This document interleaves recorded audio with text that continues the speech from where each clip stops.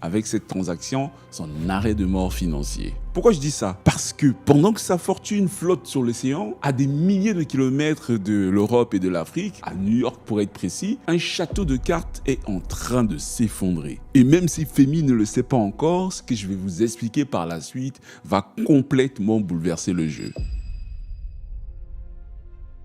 Le grand tournant de cette histoire arrive en septembre 2008. La banque Lehman Brothers fait faillite. C'est le début de la plus grande crise financière depuis 1929. Un tsunami qui part de Wall Street et qui va tout balayer sur son passage. Et quand je dis que ça va tout balayer, y compris le marché du pétrole. En quelques semaines, le prix du baril va s'effondrer. Il va passer de 146 $ à 120 $ et ensuite à 100 $, puis à 80 pour finir à 36 $.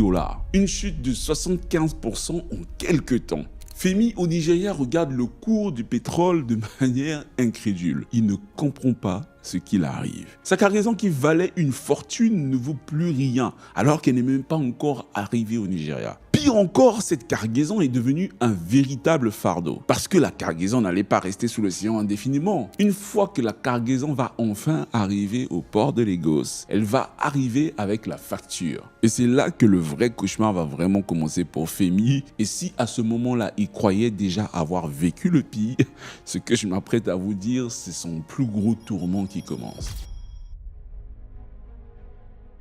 Lorsque les bateaux arrivent au port du Nigeria, la perte est sèche, elle est directe. Sur la cargaison, la perte de Femi est de 480 millions de $.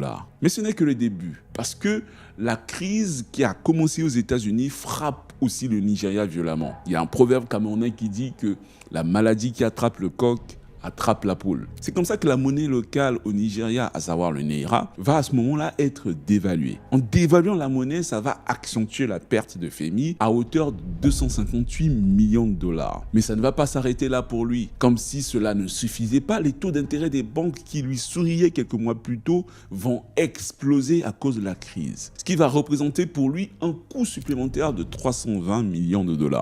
Et vous savez, c'est dans ce genre de moment qu'on pense à Stromae parce que quand il n'y en a plus, il y en a encore. Pour Femi, ça ne va pas s'arrêter là. Alors qu'il pensait avoir reçu le coup de grâce, non. La bourse de Lagos va s'effondrer. Les actions qu'il possédait ne valent plus rien. 160 millions de $ d'actions vont disparaître dans la nature. La somme des pertes de Femi est vertigineuse. Femi Otedola, le milliardaire, se retrouve avec une perte de 1,2 milliard de $. Son nom est tout simplement retiré de la liste Forbes et pour lui, c'est l'humiliation suprême.